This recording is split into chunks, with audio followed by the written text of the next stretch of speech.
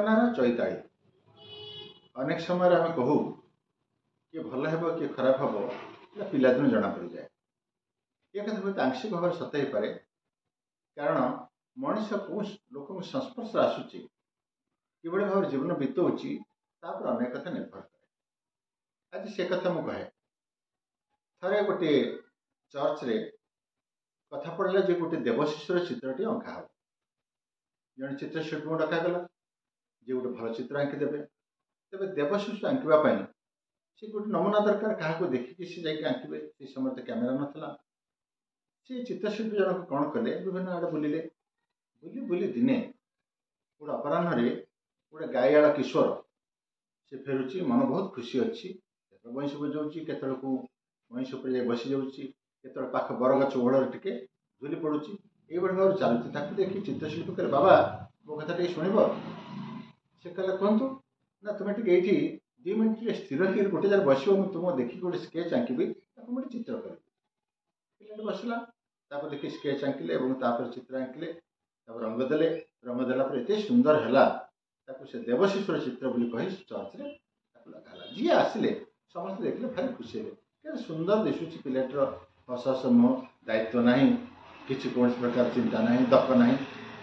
କିଛି ବର୍ଷ ପରେ, ୟା ଭିତରେ ପ୍ରାୟ 10-12 ବର୍ଷ ଚାଲିଗଲା, 12 ବର୍ଷ ଚାଲିଗଲା।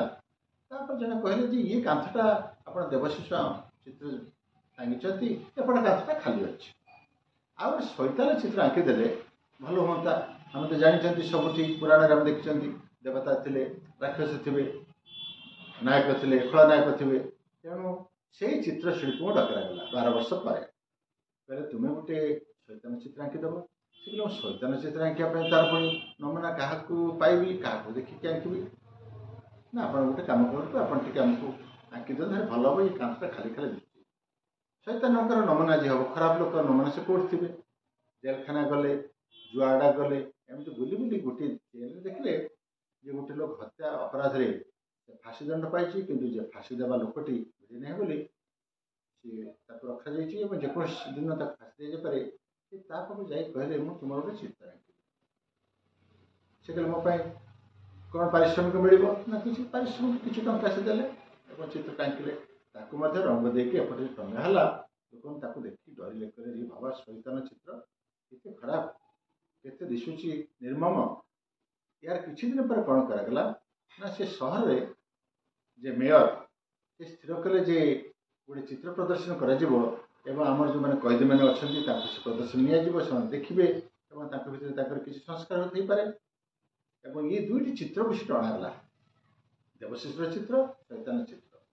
ଏବଂ କଏଦୀମାନେ ମଧ୍ୟ ଅଣାଗଲା, ଅନ୍ୟ ଲୋକମାନେ ମଧ୍ୟ ଥିଲେ, ଚିତ୍ରଶିଳ୍ପୀ ମଧ୍ୟ ଆସିଥିଲେ।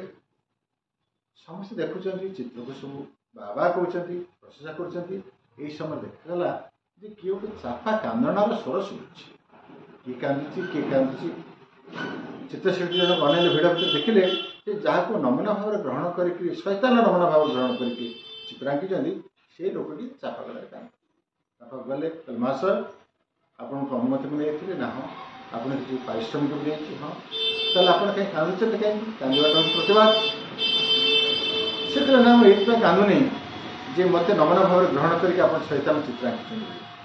ମୁଁ ଏଇଥିପାଇଁ କାନ୍ଦୁଛି, 12 ବର୍ଷ ତଳେ ଯେଉଁ କିଶୋରଟିକୁ ନମୁନା ଭାବରେ ଗ୍ରହଣ କରିଥିଲେ ଦେବଶିଶୁର, ମୁଁ ମଧ୍ୟ ସେଇ କିଶୋରଟି ଥିଲି, ମୁଁ ଥିଲି ସେଇ ଲୋକ। 12 ବର୍ଷ ତଳେ ଯେଉଁ ମଣିଷ ଗୋଟେ ଦେବଶିଶୁର ନମୁନା ପାଲଟିଥିଲା, ଏ 12 ବର୍ଷ ଭିତରେ ତା ଜୀବନ ତାକୁ କେଉଁ ରାସ୍ତାରେ ନେଇଗଲା, ସେ ଆଜି ଶୈତାନ ନମୁନା ହେଇପଡ଼ିଲା। ଏଇ କଥା ଚିନ୍ତା କରିକି ମୁଁ କାନ୍ଦୁଛି। ବନ୍ଧୁଗଣ, ଯେକୌଣସି କାନ୍ଥରେ ଯେମିତି ଗୋଟେ ଝରକା ଖୋଲାଯିବାର ସମ୍ଭାବନା ଥାଏ, ସେମିତି ପ୍ରତ୍ୟେକ ମଣିଷ ଭିତରେ ଗୋଟେ ସମ୍ଭାବନା ଥାଏ, ସେ ଦେବତ୍ୱକୁ ଉତ୍ତରିତ ହେବ ନା ରାକ୍ଷସପଣକୁ ଖସିଯିବ।